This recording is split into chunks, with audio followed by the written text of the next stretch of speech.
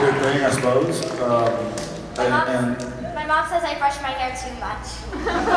Mom, Can you zip it. brush your hair too much? Yeah. See, things I don't know because I don't brush my hair. Better than not brushing it at all.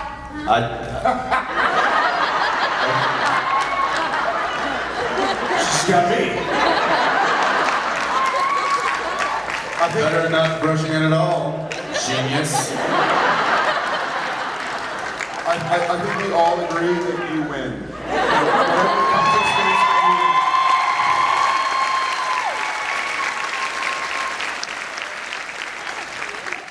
You need to be a comedy writer. yeah, maybe you can write Our Lonesome Dove. That's not a comedy. It can be.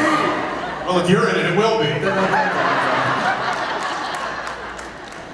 I'm sorry. You're awesome. Thank you. Yeah. Big Can time. I brush your hair, Jen?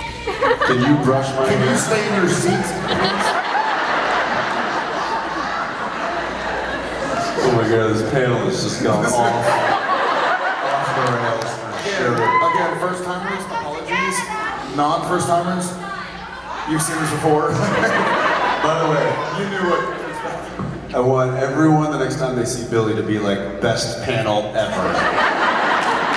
After you left. I will. Okay. Hey, how are you? Hi, my Hi. name is Carly from Carly. Manitoba. Just my question is, how hard was it to leave Sam and Dean behind to go into your next role? Like, did you have to remind yourself about, oh yeah, I'm not Sam, I'm not Dean, I'm Cordell Walker, I'm Soldier Boy? I definitely did. I was, in fact, I even was, see, here's the thing, I had some very discerning eyes on me. Kripke, who clearly knew me and was very precise about kind of what he wanted, but he also knew Dean very well. He created him. And then I also had Phil Segrisha, who's the on-set producer-director, who was with us for 12 years, 13 years. So he also knew Dean very well. And so I don't know if it was good or bad, but having them really kind of put pressure on me to be like, don't fall into the comfortable role of Dean Winchester that you're super familiar with because you've been doing it for so long. Fight the urge to rely on that as a crutch and really dive into something that is new and unique and find inspiration completely from somewhere completely different. So I was very consciously making an effort to steer clear of Dean. I mean, I'm sure there was some similarities, but it was a thoughtful effort. I don't know if it was like that with you, Cordell. Similar, obviously, but different. For me, starting Supernatural when I was 22 years old, and I had done 5 years on Gilmore Girls, but I was like,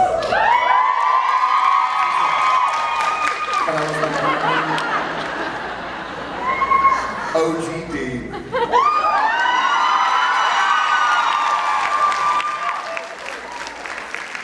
But I was like number 10 on the call sheet. And so my job was to get there and to say my lines and to not mess up. You know, like it was more than that, obviously, but essentially it wasn't like, hey, we're going to create storylines around your character. Like you're there to propel Lorelai and Rory and this and that and the other. And it was wonderful. It was a great learning experience. I feel like when I started Supernatural, and this is maybe a bit obscure, I feel like I started taking like jiu-jitsu class or something. And I came in as like a white belt. And then a few years in, I was like a yellow belt. And then I go blue. And then I go purple and black and brown. And black's the final. But I feel like I learned a lot. And I wouldn't say this in front of this guy's face, but I feel like I learned so much working with him, the way careers. I feel like in my 15 years on Supernatural, I got to work with a super talented, super savvy actor who's a great guy, see him as an actor, as a director, know him as a friend and as a brother, both on screen and off. And so then when Supernatural ended, I was like, I'm ready to speak a new language. Like I'm ready to, there's a lot of stuff that Jensen did, and I think we've all seen at least one episode of Supernatural. Hopefully. They're like, wait, I thought this was Vampire Diaries. But I feel like there was stuff Like Ian and Paul did not age well. but they got taller.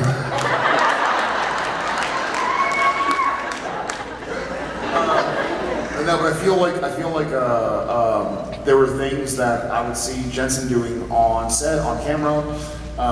You know, we were playing things together, and I was going like, oh, that's a cool move. Oh, that's a great decision.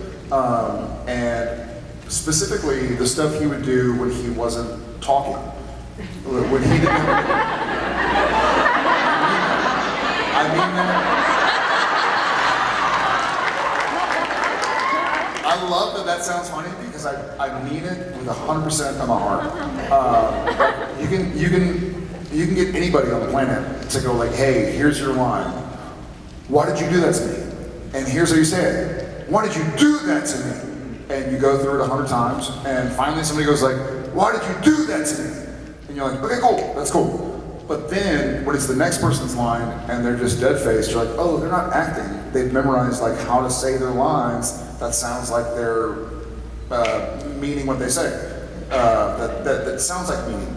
But acting with this guy for 15 plus years, it'd be my coverage, it'd be my close-up, and he'd be giving me back all the attitude and kind of mannerisms that he would if we were just having that conversation and there were no cameras there and we were actually Sam Dean.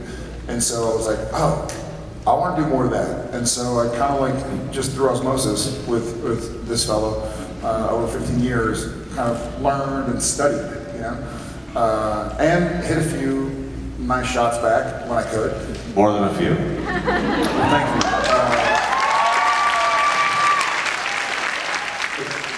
I feel like in Supernatural, like I feel like after Gilmore Girls, I knew how to survive in Spain and go like, "Donde está el baño?" Like, where's the bathroom? But I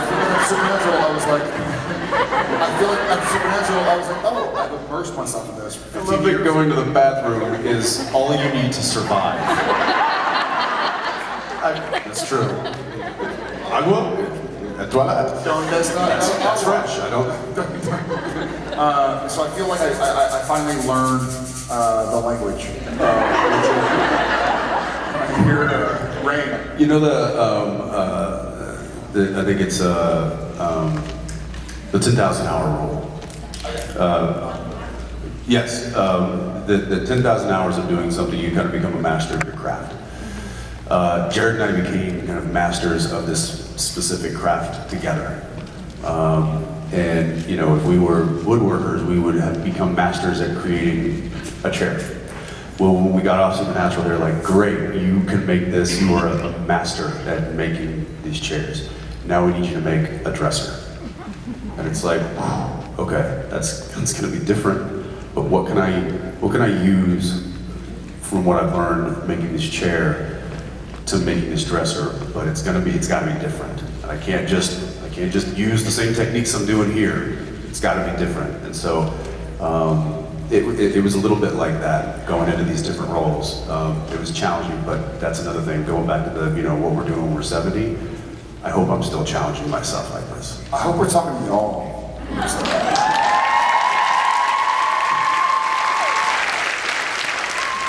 Thank you. Okay. You know what that means? That means Rob comes out and runs around stage with a guitar in his hand. But it also means that it's the last question. That's right. It's the last question, everybody. There's no more questions after this. It's the last question. It is. It's the last question. You know, what time is it? Last question. That's it. Tell me what it is, Rob. It's the last question. It's the last question. Here we go. We're going to sing a little ditty for you. You ready? Come on!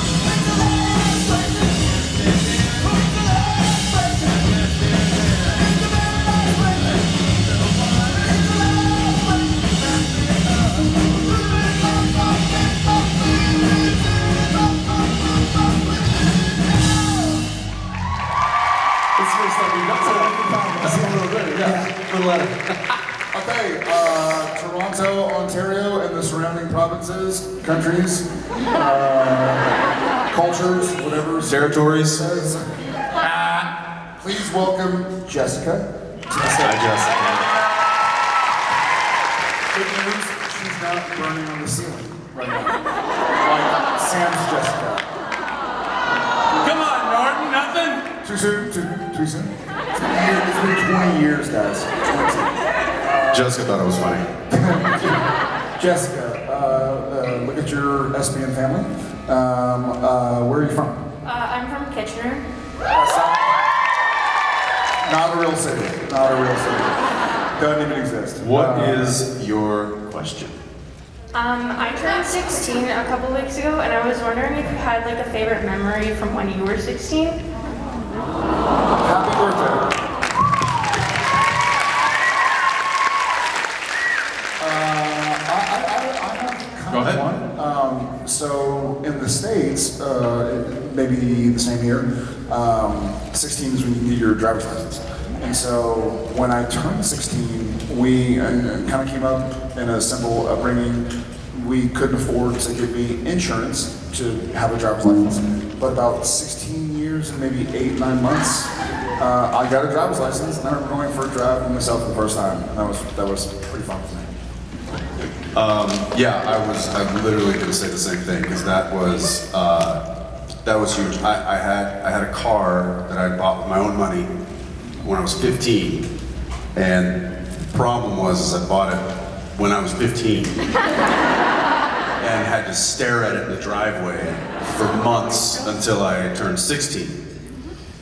Now, I'm not gonna lie, I did take it out. And one night, my parents went away for their anniversary and spent the night away, and I stayed home. And my brother, I was 15, my brother would have been 18, 19.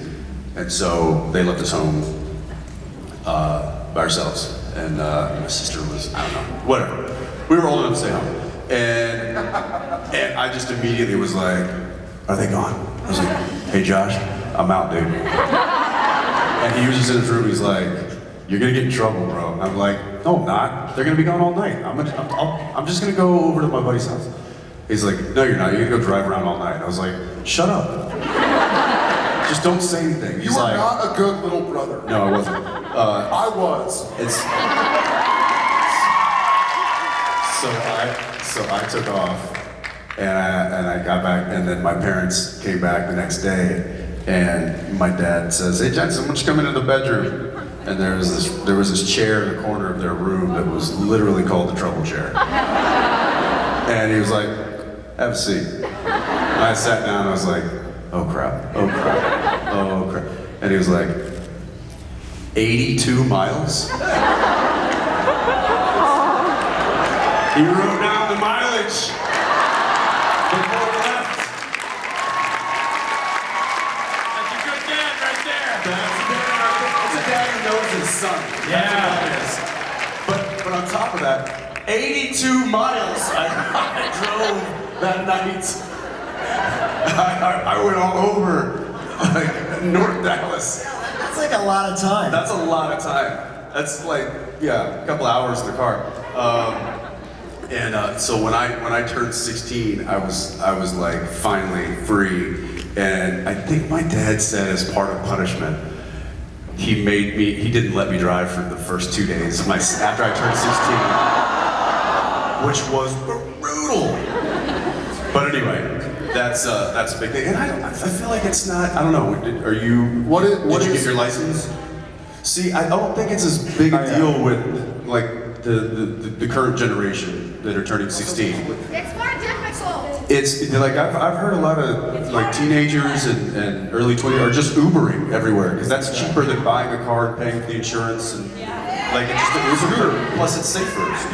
Scooter, I know. So I don't think it's as big of a deal as it used to be when we turned 16. Yeah. But that was monumental in our world. When did you turn 16? July 21st. Well, happy birthday.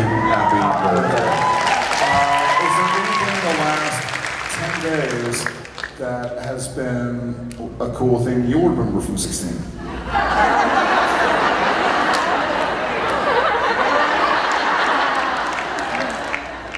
Maybe the time you got up Get with closer, a get couple of old guys Anything. and asked them. Anything whatsoever. That was cool about 16. GW bug, but he sadly passed away before I turned 16. So my parents actually took me out on a ride when I turned, like, on my birthday, because they knew that my grandpa and I were really close, and I was really devastated when he passed. So that is something I'll remember forever.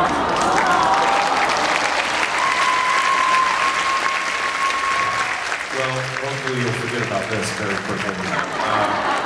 But we appreciate you being here, Jessica. Hey, We appreciate listen. your last question. Before they leave and we play her off, I think we owe her a different song. I think we do. And you know what? We might as well tie somebody else into this as well. Right. The 2 July birthdays. There we go. On stage here. Garrett and I think Jessica. we should sing Yeah, let's do it. a little something. All right, give us the Brad Creaser starting key. I'm not here. I need you here, I need you here.